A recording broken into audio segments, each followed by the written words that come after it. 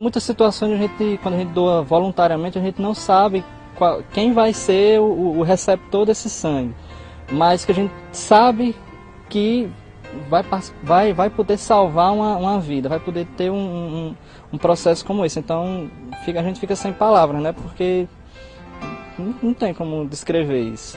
É um pouquinho da gente correndo nas veias de outras pessoas. E eu acho que a gente nunca sabe do dia de amanhã. Hoje é alguém que eu estou beneficiando. Amanhã pode ser que seja eu que seja o beneficiado.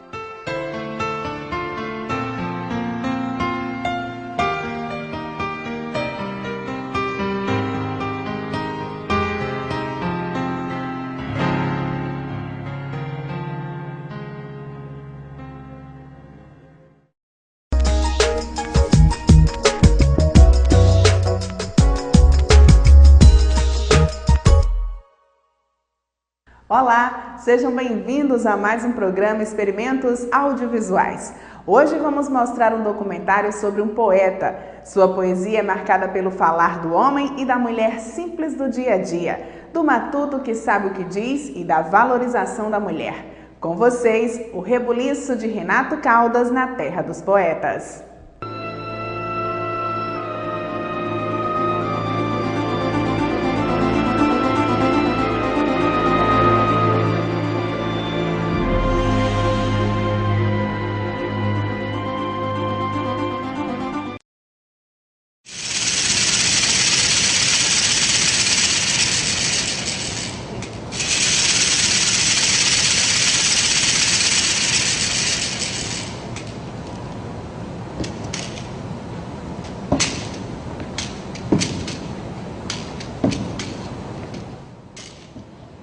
Sou norte-rio-grandense, meu patrão, sou açuense de alma, vida e coração. Pois nessa terra bonita, eu tive a sorte bendita de ver a luz, meu patrão. Nasci, me criei, vivi, muitas terras conheci, muita cidade maior. Mas pra falar a verdade, não achei outra cidade mais amiga e mais melhor. Minha cidade, cabocla, que anda de boca em boca causando admiração. Deus me perdoe a heresia, deu à luz a poesia numa noite de São João. Essa menina criou-se, logo no berço casou-se com o fio da animação. Dizem os fios de Candinha, que nasceu uma fininha, o nome dela é canção. Ah, pois bem, a poesia que casou-se com a harmonia, o fio da animação, é fio dessa cabocla, que anda de boca em boca causando admiração. O nome dele era Renato de Oliveira Caldas, mas normalmente ele só assinava Renato Caldas. E nasceu em Açu, no dia 8 de outubro de 1902. Ele trabalhou como tipógrafo. Trabalhou na comarca de Açu. O resto era mais da viola. Renato Caldas é uma figura que tomou essa dimensão, o Açu, graças à sua cultura, à sua poesia, né? Um homem simples. Um grande poeta, um grande intelectual, que não teve oportunidade de frequentar por muito tempo um banco de escola e morreu na simplicidade, né? Não sei nem se ele tinha dimensão da sua capacidade intelectual, né? Pura poesia. Poesia espontânea, natural. Não ousaria dizer,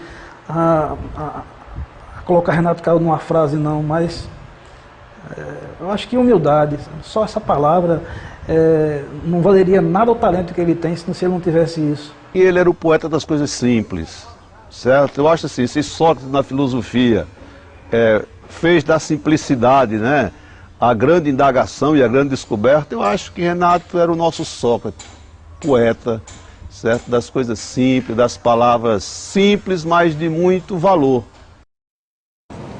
Seu moço, você já viu uma seca no sertão? Os olhos de vós, você já sentiu essa aflição? De ver morrendo de fome, miserável cristão? Você já viu algum dia um casebre abandonado? Morando gente lá dentro, tudo pelo chão deitado, sem poder se levantar, ficando ali sepultado. E as retiradas, o moço, não é bom ninguém me falar. Ver as mulheres quase nu, quase sem poder andar. E o filho morrendo à fome, sem ter leite para mamar. Tem outras coisas, seu moço, que faz pena, que traz dó. É ver toda a bicharia berrando naquele horror. Berrando e cheirando o chão aonde a água se acabou. Mas, seu moço, a seca passa. Vem o inverno e o sertão se cobre todo de verde, acabando nos precisão. E o sertanejo regressa verde como é o seu sertão. Porém, se trouber nos peitos outra seca, outra aflição, se gostou de alguém, tá desgraçado, patrão. Não há inverno que moe as terras do coração. A vida de Renato, que ele descreve nesses anos 20, 30, 40, mostra muito sofrimento. Você vê na poesia de Renato Caldas essa retratação do Nordeste. É o Nordeste que morava, o nordestino que morava em casa de taipa, coberta com palha de carnaúba, as portas feitas de talo, né? Viviam somente para a questão da alimentação, né? O Açu, para Renato, é o mundo dele. Por isso que eu digo a você, ele podia ter ficado no Rio de Janeiro e se projetado. Ele tinha talento para isso. Ele podia ter ido para Natal, ele podia ter ido para qualquer parte do Brasil, certo? E o talento dele seria reconhecido. Mas o mundo de Renato era Açu. Acho que Açu era sua musa, sua inspiração. Mas você não via nele dizer, olha, eu perdi meu tempo, eu perdi meu talento de ter ficado aqui. Inquestionavelmente, ele preferiu Açu. Mulher. A inspiração dele era mulher. Todo verso dele tinha que ter mulher no meio. Sadona vossa mercê é a fulô mais cheirosa, a fulô mais perfumosa que meu sertão já botou. Pode fazer um cardume de tudo que for perfume, de tudo que for fulô. Que nenhuma só tem um cheiro do suor que seu corpinho suou. Tem cheiro de madrugada, fartum de areia molhada que o uruvai enxubriou. É um cheiro bom diferente que a gente sentindo sente das outras coisas um fedor. Eu conheci a obra de Renato Caldas através de uma amiga minha que ela comprou um livro e me deu. Sempre, quando eu for fazer uma faculdade, uma monografia, algo a escrever, eu vou procurar falar sobre Renato Caldas. Esse livro, ele é conhecido em todo o Brasil, né, por poetas, por escritores. O G.C. Quirino, num de seus livros, diz que começou a fazer poesia inspirado em Patativa do Assaré e no mestre Renato Caldas. Então e foi através do Fulô do Mato que ele teve esse conhecimento. E este livro foi o grande legado de Renato Caldas, apesar de ter outros livros muito importantes, mas esse é a mola principal, é o carro-chefe de toda a sua trajetória como escritor e como poeta. E também a cidade do Açu era para se orgulhar desse homem, se orgulhar desta obra que tem aí pelo Brasil afora levado o nome da cidade. Eu acredito que Fulô do Mato se resume numa paixão, uma forma de como ele se expor, ele transmitir a paixão, o amor que ele tinha não só pela sociedade, como pela mulher. O livro Fulô do Mato é uma pérola que merece estar na estante de tudo quanto é escola literária, sabe? Porque, independentemente até onde foi a poesia dele, até onde foi recitada, que nós sabemos que grandes meios de comunicação, inclusive na França, em alguns estados fora do Nordeste que são recitados, em grandes programas de televisão que são recitados poesias referentes a Renato Caldas. Então, Fulô do Mato é o que representa de mais concreto, assim, para se dizer que é a sua terra dos poetas. Meu patrão, sou sertanejo, nasci neste torrão. Fui talvez o mais andejo dos cantadores do sertão. Fui cachaceiro chapado, fui cantador macriado no martelo e no rojão. Conheço o Brasil todinho, a agreste, mato e sertão. Arrastei pelos caminhos muita alegria e aflição. Eu tive a felicidade de quase toda a cidade causar admiração. Eu era desempenado no braço do violão, fazia um tarrafubado da prima para o bordão. E naquele remeleixo, a nega caiu o queixo e eu entrava de cão. Tive umas minhas namoradas, de todo tipo e padrão, cega, muda e aleijada, tudo entrava no arrastão. Toda mulher me se via, e a todas eu prometia um lugar no coração. Ele teve a poesia como profissão, né? Ele dava o violão debaixo do braço e saía por esse Brasil afora fazendo shows, como fazem os cantores famosos do Brasil, né? Ele também fazia isso, se apresentava em teatros, né? Na rua, nas escolas, e vivia da profissão. Então, o que me chama a atenção na questão de Renato foi essa forma destemida que ele teve de botar a poesia dentro do bolso e levar para o Brasil afora, né? E isso levando e elevando o nome da cidade do Açu, que ele sempre dizia que era açuense, do Rio Grande do Norte, Potiguar e açuense. Eu vejo Renato, neste aspecto, um cidadão, um poeta com a coragem imensa. Porque naquela época, em 1940 e pouco, as dificuldades eram imensas para chegar no Rio ou em São Paulo. Gastava-se praticamente um mês para chegar em São Paulo. Você ia no chamado pau de arara, aqueles carros, com aquelas carrocerias, com aquelas cobertas de lona, e não tinha estradas. As estradas eram de pissarro, eram de barro. Era uma precariedade tamanha. E você imagine o nordestino sair daqui naquela época. E é por isso que eu digo que Renato ele foi um herói nesse aspecto. Ele saiu aqui de Açu como um desbravador poético. Levou a poesia lá para o sul do país. Eu sei que ele esteve em Lavras, e de Lavras foi para o Rio de Janeiro, certo? E ele fez shows e conseguiu até um certo prestígio, né, com os seus shows, né? O que eu sei é o seguinte, é que todo o dinheiro que ele ganhou, ele acabou numa farra.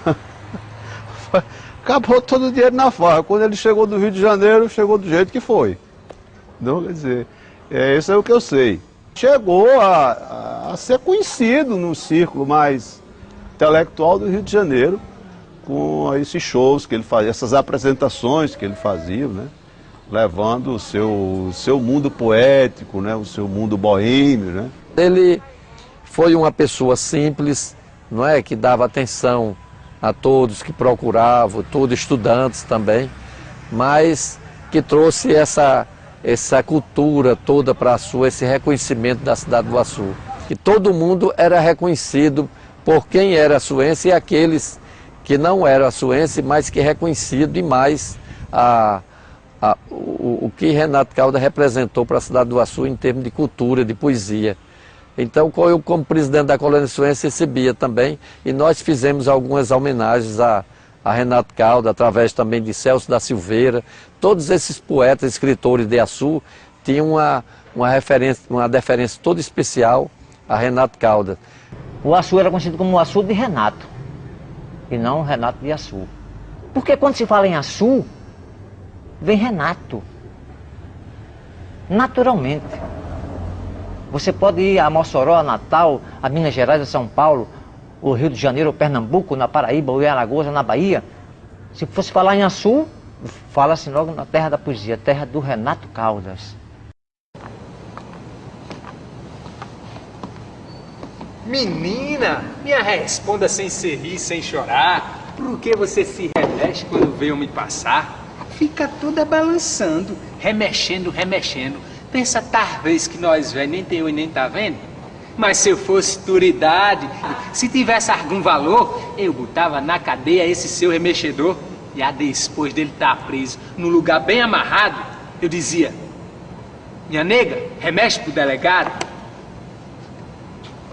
A relação dele com Dona Fausta, a relação bem harmoniosa, respeitosa, né? Ele muito brincalhão, gostava muito de fazer humor em cima de algumas situações dele com ela, né?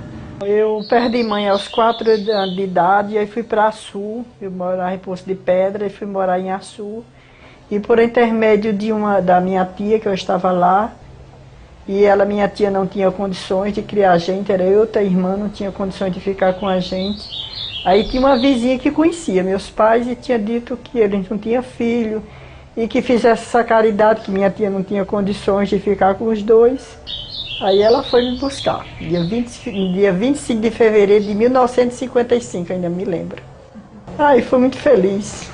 Foi tudo que eu tinha na minha vida, foi eles dois. Me deram de tudo que podiam me dar, eles me deram.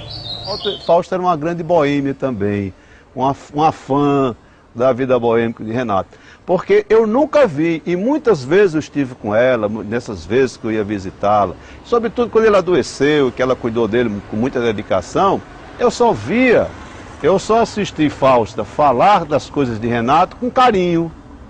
Não existia nela a mágoa de ter sido mulher de um homem boêmio, né, de um homem poeta, que dedicou a vida mais a ela do que mais a farra e a boemia do que a ela, mas ela fazia aquilo como dizendo, esse é o cara mesmo, é o cara que eu escolhi, é o cara que eu quero. E eu nunca vi Fausta transmitir qualquer ressentimento, qualquer arrependimento, não.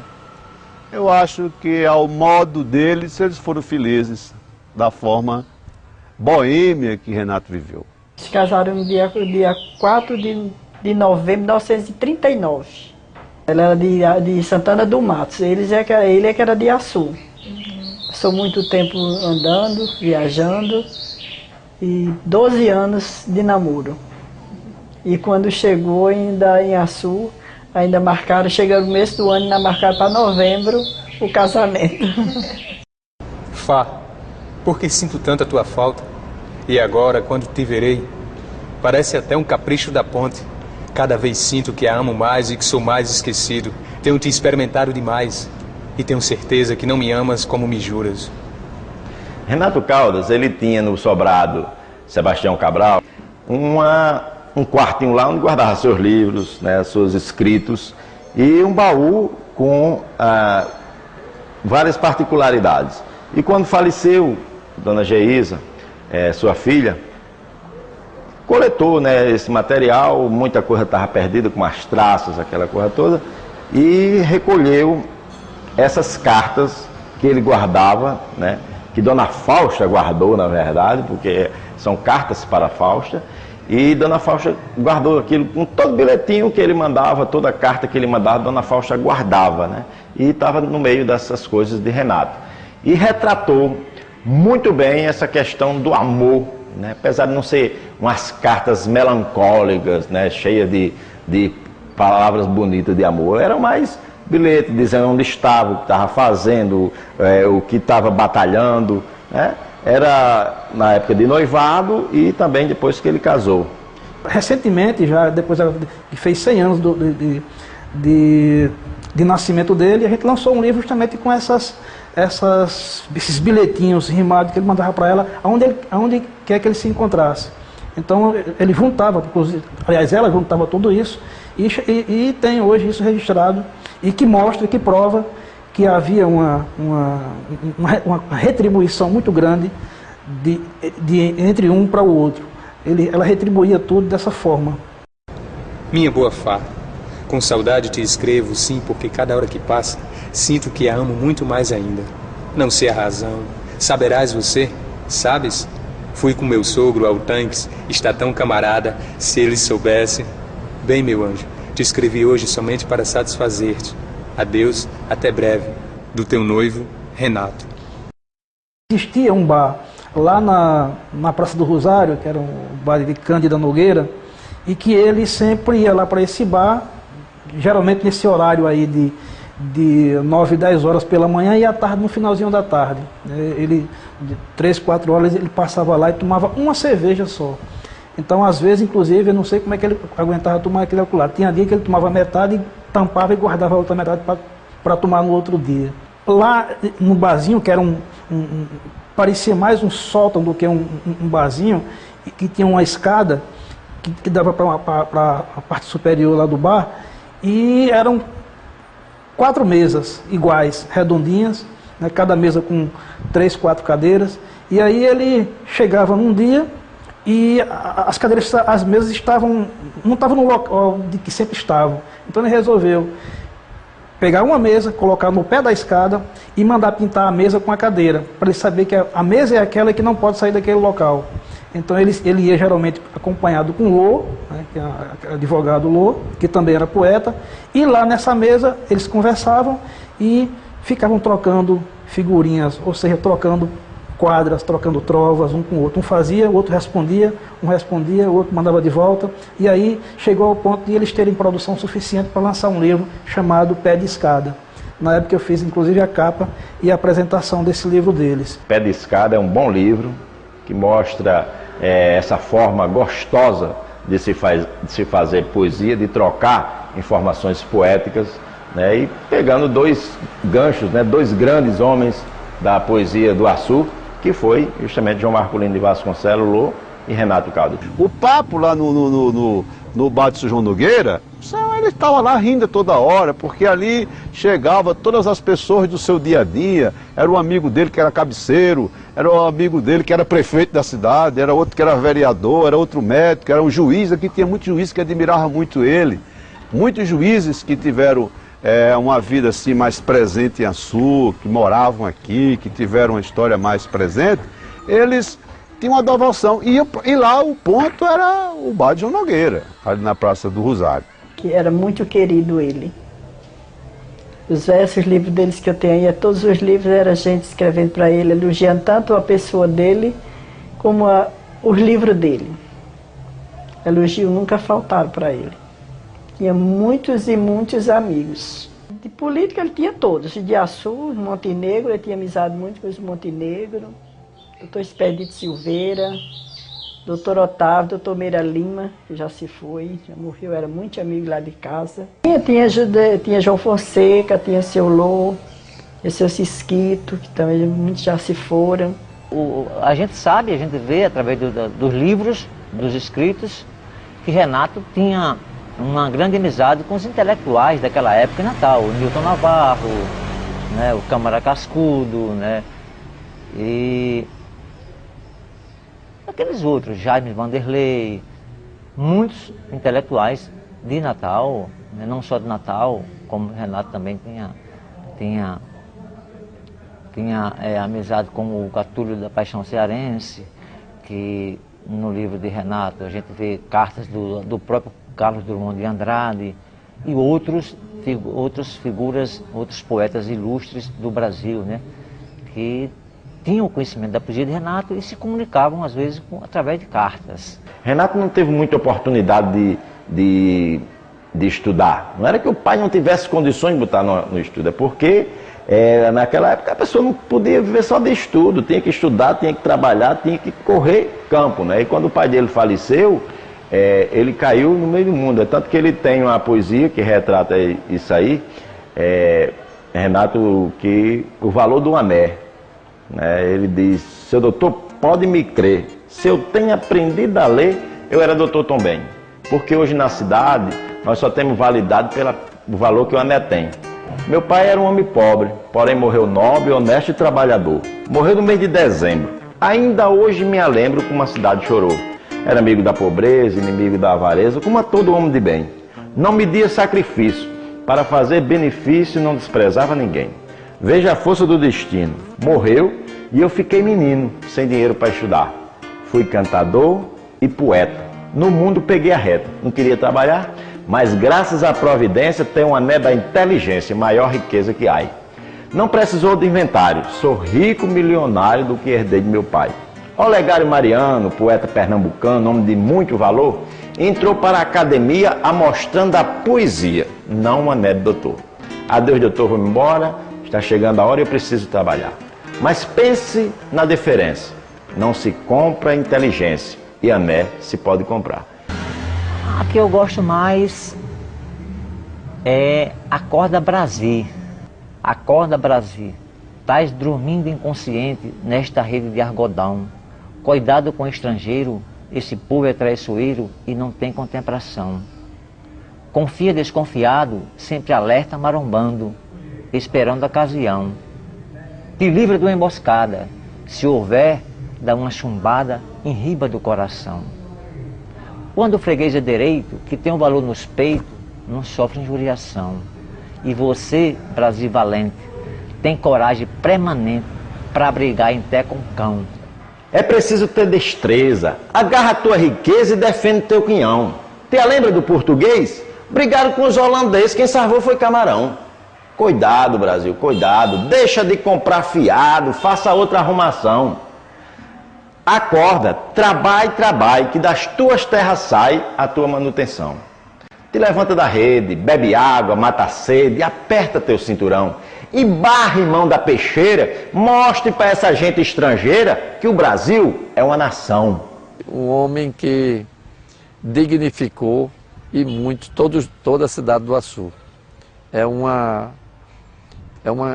pessoa que representa a cultura viva da cidade do Açu, até hoje. Renato Caldas colocou sua produção debaixo do braço e saiu despejando pelo país afora, entendeu?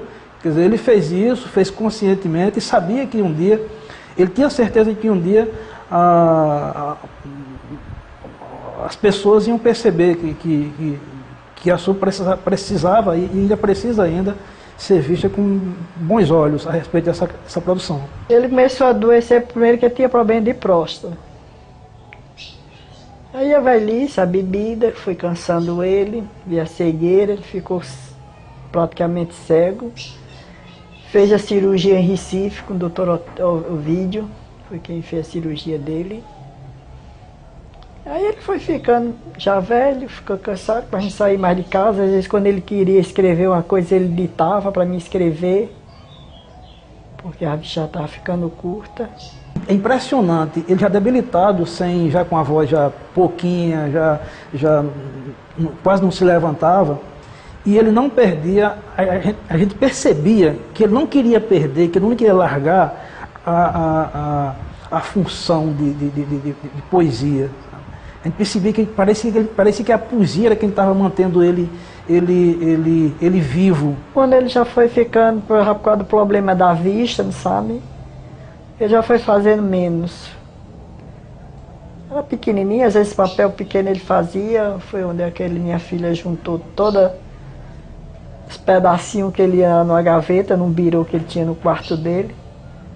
Ali quando ele estava inspirado, aí escrevia e jogava ali dentro. Aí depois da morte dele a gente foi arrumar tudo. Aí minha filha juntou tudo e fez naquele caderno. Esta era a Rua da Fome. Nela eu quero o meu nome quando algum dia morrer. Não quero placa esmaltada, quero mesmo enferrujada de acordo com o meu viver. E caso isso aconteça, faço questão que apareça esta sincera inscrição. Renato Caldas, um nobre que na chopana do pobre entrava qual o irmão. Nunca foi oportunista e nem ao neologista estendeu a sua mão. Viveu sempre embriagado, só não foi no seu passado ingrato, injusto e ladrão. Ele me contou uma vez que vinha de uma farra, quando chegou em casa, umas 4h30 para 5 horas da manhã, quando foi tirando o sapato e a meia, Fausto acordou e disse: mas Renato, isso é hora? Ele disse: Fausto, eu estou me arrumando para ir para a missa. Ele disse que foi a missa mais longa que alguém possa ter assistido na vida. Essa questão da noite de núpcias, dizem que foi na noite de núpcias, né? Mas eu não tenho a certeza absoluta, nunca eu cheguei a perguntar isso para ele. Mas que ele foi pegar, né, chegando em casa pela manhã, quase 5 horas da manhã, Dona Fausta foi reclamar, perguntando que hora, isso é hora de você chegar, aquela coisa toda. Ela era muito educada, mas mesmo assim, foi reclamada o horário da chegada dele. Ele disse: não, calma, eu vim apenas pegar o violão, cheguei ainda, né?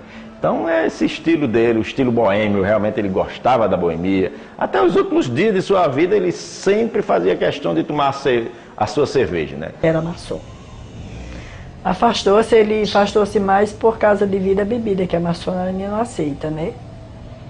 Então devido à maçonaria ele escolheu a bebida mesmo. Entre os dois ele preferiu a bebida.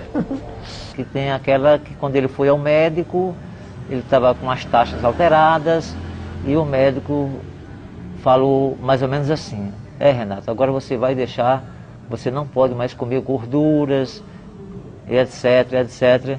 E quando ele chegou em casa, Dona Fausta era um pouco forte, né? Ele, magrinho como eu, bem magrinho mesmo, né? Aí ele disse, Fausta, agora o negócio tá ruim para você. O médico me tirou de comer gorduras. Aí ela caiu na risada, né?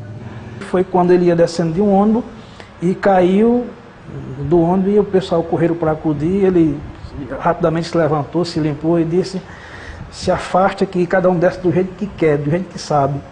Quer dizer, ele caiu, mas não admitiu que tinha caído. Teve uma passagem que numa feira, a pessoa estava atrás de vender batata, que aqui em Açu é conhecida a terra da batata, tem muito, e não estava conseguindo vender as batatas e pediu ele para fazer um verso, para ver se ele conseguia. Aí então ele disse, batata, batata doce, batata que o povo gosta, 1 quilo dessa batata dá 10 quilos de bosta. Eu acho que Renato era uma poesia, até no jeito dele, né? Renato é muito aquela poesia dele, uma poesia simples, mas de um trabalho como se diz, ourives, sabe? É um trabalho muito moldado. E isso era Renato Caldas. Renato é uma marca do Açu, é uma marca registrada. Então eu acho que em termos de poesia é difícil ter um melhor do que ele.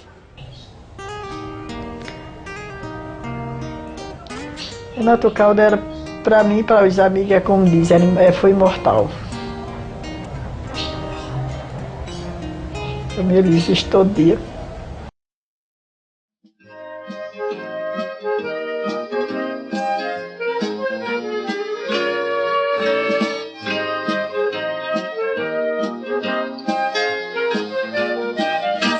Dona Rosa Mercê é a flor mais cheirosa, a flor mais perfumosa que meu sertão já botou.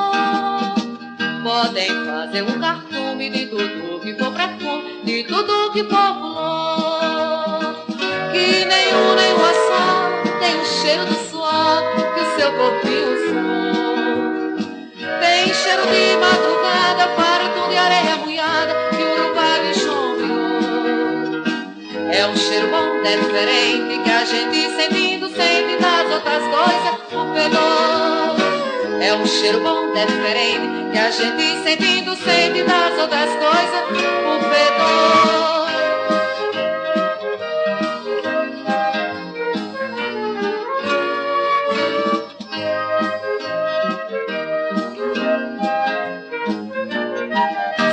Dona Rosa Mercê é a flor mais cheirosa, a flor mais perfumosa que meu sertão já botou.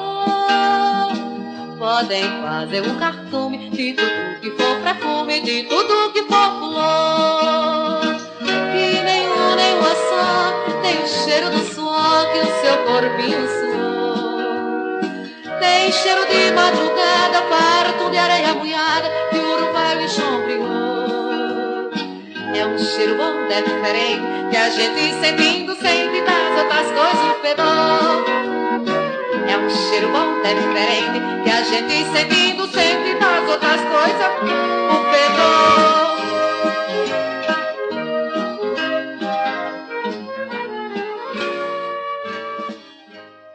E nós ficamos por aqui. Esperamos por você na próxima semana para acompanhar mais um programa Experimentos Audiovisuais. Até lá!